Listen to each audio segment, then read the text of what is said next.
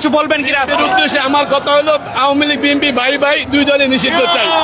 এই বিএনপি এখন আওয়ামী লীগ চলে গেছে, শুধু ব্যক্তি পরিবর্তন হয়েছে, আওয়ামী লীগের জায়গায় বিএনপি এসে দাঁড়াইছে।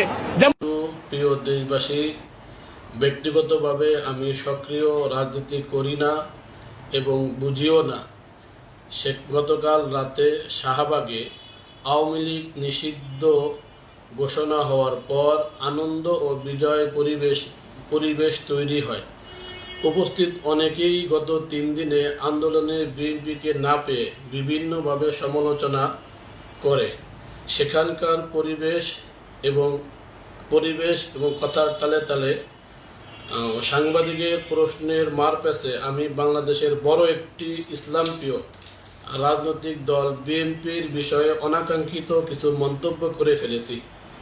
বিষয়টি নিয়ে শীর্ষ ওলামায়ে কেরাম ও বিএনপির দায়িত্বশীলেরা আমাকে সতর্ক করেছেন। আমার অনাকাঙ্ক্ষিত শব্দ চয়নে আমি আন্তরিকভাবে দুঃখ প্রকাশ করছি।